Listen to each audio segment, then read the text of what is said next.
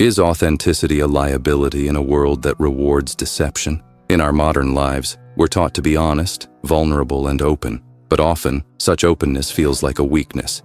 We give people the benefit of the doubt, only to be manipulated by them. We offer empathy, only to be drained. In the spaces we live and work, corporations, institutions, relationships, reward often goes not to the most deserving, but rather to the most deceptive. It's no wonder so many people feel lost. It's like they're playing a game whose rules they were never taught. What if the world isn't broken, but simply more Machiavellian than we'd like to admit? What if thriving isn't about becoming ruthless, but about becoming resilient, mentally, emotionally, and strategically? Niccolò Machiavelli's name has long been associated with manipulation and power, but buried in The Prince is something more interesting: a manual for survival, a guide for how to remain standing when others fall, how to adapt, observe, and act without being consumed by the system. Tonight, we'll explore how to build true resilience in a world shaped by power games. We'll draw from Machiavelli's writings, modern psychology, and lived experience, not to teach deception, but to show how awareness becomes armor and how clarity becomes freedom. Because resilience isn't just about enduring pain, it's about understanding the landscape, sharpening your vision, and walking forward with quiet strength, even when the world tries to break you.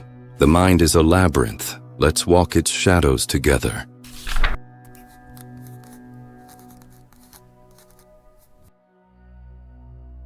To understand resilience in today's world, we must first understand the terrain we're standing on. Machiavelli didn't invent manipulation.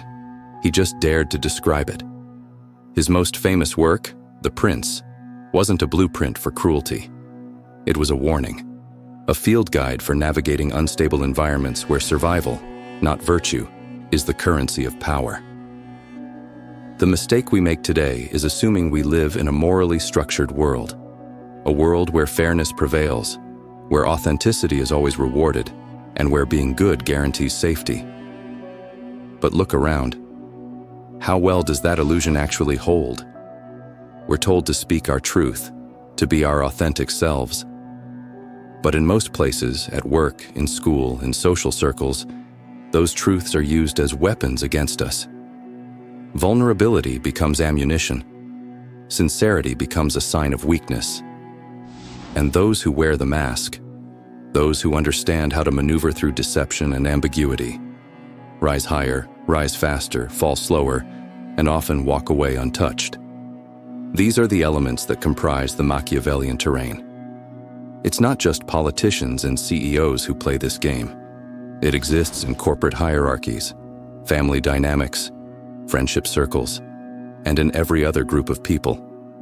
You see it in conversations where silence is used to exert control, in environments where praise is withheld strategically, or when trust is dangled like a prize. The rules are rarely spoken, but everyone feels them. They manifest in every social hierarchy in many forms, such as calculated compliments, veiled insults, and even in the tension behind the seemingly innocuous just checking in email. And here's the hard truth. Many of us are thrown into this terrain without any training. We're told to be kind, but not how to protect ourselves. We're told to forgive, but not how to detect patterns of manipulation. We're told to lead with love, but not how to survive in systems that reward calculated indifference. Machiavelli's world was one of shifting alliances, political betrayal, and constant instability. But he wasn't glorifying these things. He was simply describing reality. He believed that those who fail to see the world for what it is are destined to be ruled by those who do. To walk through this terrain without awareness is to move blindly through a minefield, confusing danger for discomfort and silence for safety. But once you start seeing the signs, emotional baiting, power posturing, reputational sabotage, you can stop being controlled by them. This is not about paranoia. It's about strategic precision. In the modern world, power is usually not acquired by brute force. Often, it's exchanged in subtle glances, quiet refusals, and strategic silences. It's held by those who can stay calm in emotional storms, who can hear without reacting, and who can watch without revealing what they know. Resilience begins not in the heart, but in the eyes. The ability to see clearly, even when what you see is unpleasant, is the foundation of mental fortitude. The terrain may be Machiavellian, but that doesn't mean you must become Machiavellian. It means you must learn the landscape, its traps, its tendencies, its language. You must know when kindness is courage, when silence is wisdom, when to act and when to wait. Awareness is not cynicism, it's the beginning of sovereignty. Once you recognize the rules of the game, you can choose when to play, when to sit out, and, most importantly, how to protect yourself without losing who you are. You're not here to dominate the terrain. You're here to move through it with clarity, dignity, and strength. And that begins with awareness, truly seeing it for the reality of what it is. If you're liking this video, please like and subscribe now. It helps the channel to grow. Thanks for your support.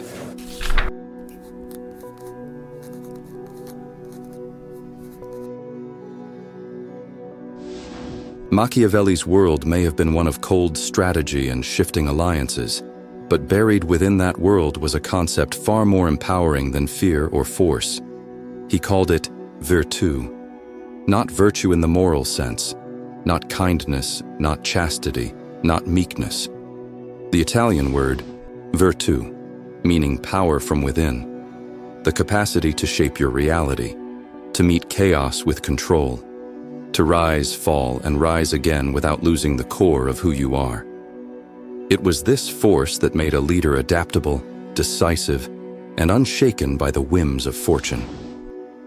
And while Machiavelli spoke of princes, generals, and statesmen, his insight applied to anyone trying to survive a world that often rewards appearance over substance. In today's landscape, where image often eclipses truth and confidence is mistaken for competence, this virtù becomes your invisible armor. It is not the loud assertion of dominance, but the quiet certainty that you will not be moved by the winds that you did not summon. So how do we cultivate virtù within ourselves? We begin by refusing to be defined by external validation. You are not resilient if your strength depends on being liked. You are not grounded if a single comment can unravel your sense of self. Virtù demands internal sovereignty, an allegiance to your own clarity, your own compass, your own code. This doesn't mean arrogance, it means composure. It means knowing who you are, even when the world tries to mislabel you. Modern psychology confirms what Machiavelli figured out 500 years ago. The most resilient individuals are not those who are the most gifted or the most protected, but those who are psychologically flexible, those who can pivot without panic, those who can feel emotion without being hijacked by it, those who are willing to adapt but not abandon themselves. This flexibility is not softness. It's the ability to endure stress without breaking, like a blade that bends instead of snapping, or a tree that sways in the wind but stays rooted through the storm. Virtù is the refusal to be fragile. It is built in silence, in solitude, in setbacks. Every betrayal you survive without becoming bitter, every challenge you endure without collapse, every time you choose clarity over chaos, you are building virtù. But inner fortitude isn't forged by isolation alone. It requires active observation, a radical form of self-honesty. You must be able to identify and admit your weaknesses when you over-explain, when you seek approval, when you react instead of respond. You must identify the emotional patterns that make you vulnerable and dismantle them with discipline. This is the process. You're not just reacting to the world. You're watching yourself within it, tracking your triggers, noting your impulses, and slowly reshaping your internal architecture, brick by brick, breath by breath. And here's the paradox. The more inwardly strong you become, the less you need to prove it. Virtù is quiet. It doesn't posture. It doesn't seek to intimidate. It simply stands. It listens longer, speaks less, acts without flinching. It is the difference between being angry and being precise, between collapsing under pressure and adjusting your stance, between being hardened by the world and becoming sharp enough to navigate through it. Resilience isn't resistance, it's responsiveness. It's knowing when to move, when to pause, when to let go, and when to stand your ground, not because someone told you to, but because something within you has become immovable. This is what Machiavelli meant by power, not tyranny, not aggression, but a will that refuses to fracture when pressured. To build virtù is to decide, again and again, that your power comes from within, that the world can shift and bend, but you will not break. You will bend, yes. You will adapt, yes. But you will remain resilient.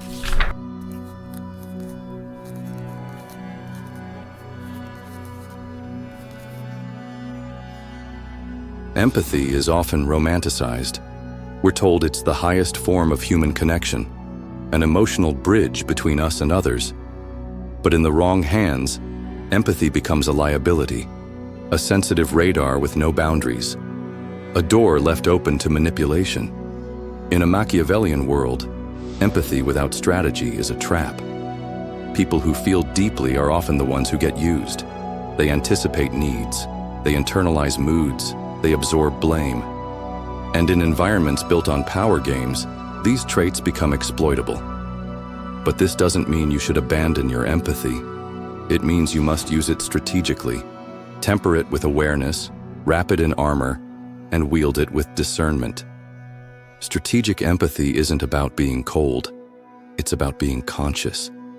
It's the ability to feel without drowning, to listen without losing yourself, to understand without becoming entangled in someone else's agenda. It begins with emotional boundaries, clear lines between your feelings and theirs, between your responsibility and their projection. When you're emotionally porous, you take in everything: resentment that isn't yours, guilt that was planted, confusion that clouds your own knowing. You become reactive, uncentered. You give others the script, and they rewrite your story. But when you cultivate emotional armor, you remain present, but protected. You notice the undertones in a conversation. You catch the subtle manipulation in a compliment. You feel the tension, but you don't internalize it. You just observe it. Observation is a sacred skill in the Machiavellian landscape. It creates space between stimulus and response. Instead of reacting, you reflect. Instead of explaining, you analyze. You don't show all your cards just because someone else plays theirs. Empathy becomes powerful when it's paired with restraint. Think of it this way. Your emotional energy is currency. If you spend it freely on everyone who demands it, you will run dry. But if you invest it wisely, on people who have earned it, in situations that require it, you remain in control. Control isn't about domination. It's about self-regulation, the ability to sit in discomfort without collapsing, to let someone else be upset without rushing to fix it, to resist the urge to be understood when silence protects you more. Strategic empathy is also about recognizing patterns, not just feelings. You begin to see who repeats apologies without changing, who flatters when they need something, who inflicts pain to extract compliance. You learn that not all emotions are honest. Some are weaponized. Some are rehearsed. You don't become cynical. You become discerning. And in that discernment, you build your armor. Armor doesn't mean cold detachment. It means knowing what penetrates you and what doesn't. It means being able to stand in the storm of someone else's projection without mistaking it for your reflection. Psychologists call this emotional regulation. It's the internal skill of managing reactivity, of slowing down before speaking, of recognizing that just because something triggers you, it doesn't mean you must respond to it. In a world that is constantly trying to provoke, through outrage, guilt, or fear, this regulation becomes your shield. When others are loud, you stay quiet. When others are frantic, you become still. Your stillness unsettles them. Your silence becomes power. Because power isn't always in what you say.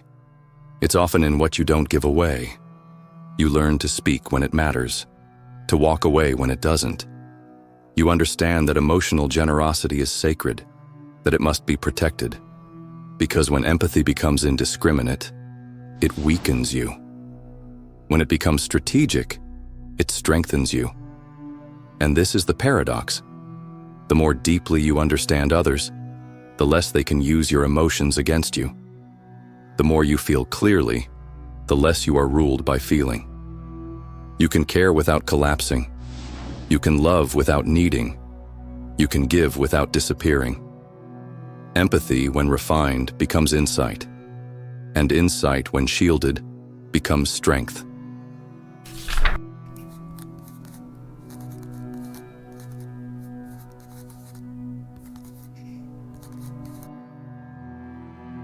Sometimes, the most powerful move is to say nothing.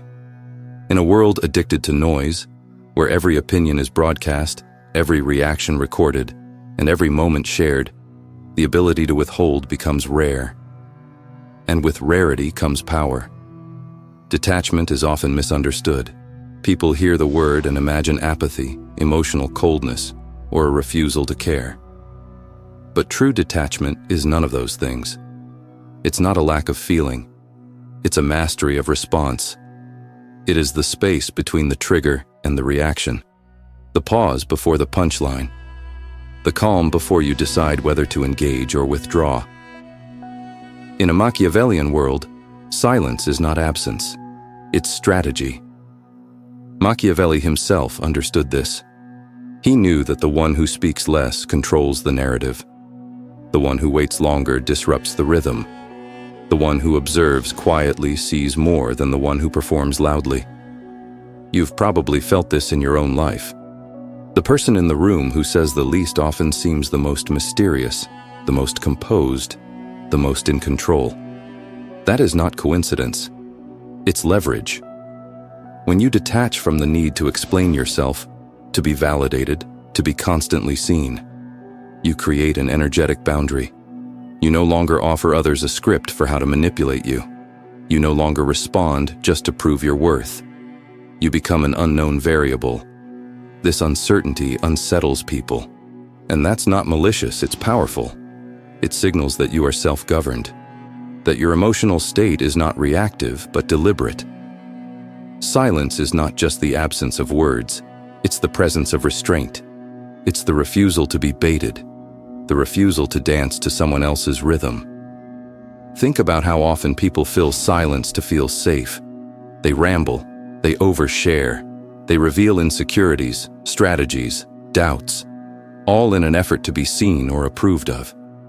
And in doing so, they expose the very things that can be used against them. But silence? Silence conceals your strategy. It says, I know what I'm thinking, but you don't. Detachment, too, is an internal art. It's not indifference to the world. It's freedom from being emotionally enslaved by it. You can love deeply and still detach from outcomes. You can care immensely and still walk away when your peace is threatened. This form of detachment is rooted in discipline. It is the refusal to let every emotion demand a performance. It is the internal decision to protect your nervous system, to regulate your own energy, and to avoid reacting to those who are not worth reacting to. You begin to ask questions like, does this require my attention? Is this worth my reaction? Am I speaking to be understood, or just to relieve anxiety? This is the shift. From impulsive expression to intentional presence. From emotional chaos to quiet authority. Because the truth is, not everyone deserves access to your inner world. Not every conflict deserves your commentary. Not every offense requires a response. Sometimes your silence is the closure. Sometimes your absence is the answer. Sometimes your peace is the loudest resistance. Detachment doesn't mean you float above life, untouched and unaffected. It means you choose when and how to engage. It means your emotions exist within you, but do not govern you. It means that people can neither provoke you nor control you. This is how power accumulates. Not in domination, but in refusal. Not in force, but in stillness. In a landscape where noise is constant and reaction is currency, your silence is rebellion. Your detachment is preservation. Your composure is defiance. Let others rush to fill the void. Compel them to reveal their weaknesses.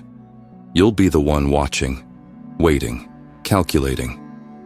And when you do speak, it will be heard like thunder.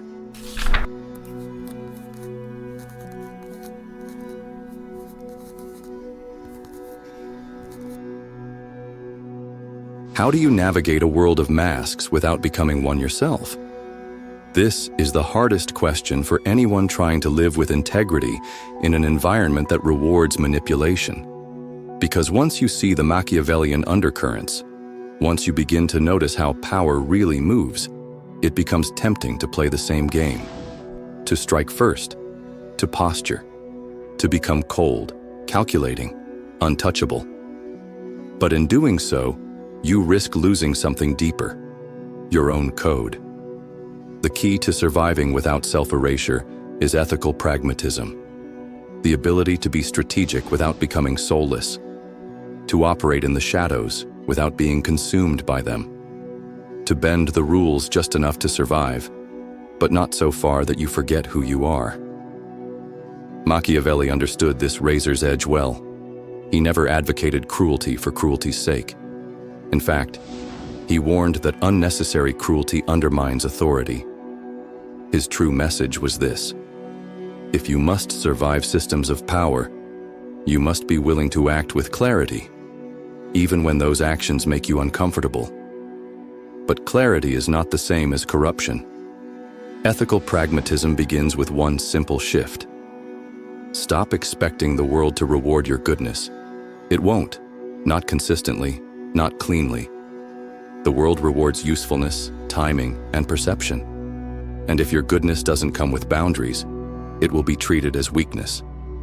That's why resilience requires discretion. You must choose when to be open and when to be opaque, when to offer kindness and when to hold the line, when to speak, and when silence serves your truth better than any argument ever could. This doesn't mean you become manipulative. It means you become measured. You learn that your values must live within strategy, not in opposition to it. You hold both at once, the commitment to ethics and the wisdom to act with precision. In a Machiavellian world, this dual awareness is survival. Too much empathy and you are devoured. Too much calculation and you devour others. The path is narrow. It is walked by those who can feel deeply and still think clearly. Ethical pragmatism also means you understand the cost of every decision. You stop pretending that purity is possible in every moment. You stop outsourcing your morality to win the approval of others. You know what you're willing to do and what you're not. And that knowledge becomes your anchor. This is not theoretical. It's practical. It shows up in conversations where you choose to de-escalate, not because you're weak, but because the battle isn't worth your energy. It shows up in boardrooms where you remain silent, not because you're complicit, but because you're calculating your next move. It shows up in relationships where you hold boundaries, not to punish, but to preserve yourself. And sometimes, it shows up in the choices that no one sees, the quiet refusals, the invisible lines you refuse to cross, even when crossing them might bring power, praise, or profit. That's the edge. Because in a world obsessed with optics, ethical pragmatism often looks invisible. You won't get applause for it. You won't trend for it. But you'll sleep at night. And you'll wake up knowing that your strength didn't come at the expense of your soul. Machiavelli wrote for rulers. But today the battlefield is psychological. The kingdom is your mind. And the throne is the calm you carry into rooms full of chaos. To rule yourself is the highest form of power. It's the resilience that doesn't scream, the discipline that doesn't flinch, the strategy that doesn't betray your core. And when you walk the razor's edge long enough, you'll learn balance doesn't mean comfort. It means clarity. You don't have to play the game like everyone else. You just have to know the game well enough to walk away from it, untouched.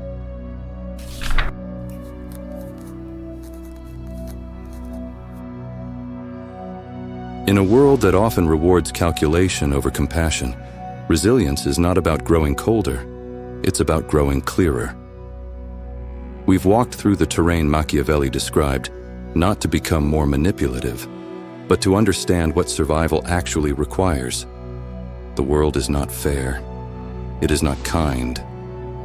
But it is legible, if you're willing and able to see it without illusion. Resilience doesn't mean you stop feeling. It means you stop revealing. It means your empathy becomes guided, your energy protected, your silence sharpened into strength. You don't need to become the mask to outlast the masquerade.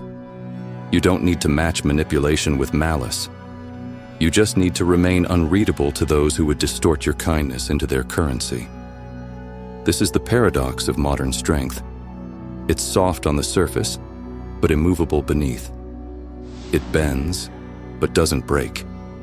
It adapts, but doesn't collapse. It sees the game, but refuses to be reduced by it. Machiavelli offered a brutal kind of clarity. But from that clarity, we extract something powerful. Not the impulse to dominate, but the discipline to endure. Because to thrive in a Machiavellian world is not to lose your heart, it's to guard it wisely. Resilience is the art of walking through fire without becoming inflamed. Thank you for walking this path with me tonight. Until next time, keep your mind sharp and your will sharper. Freedom is not given, it is forged.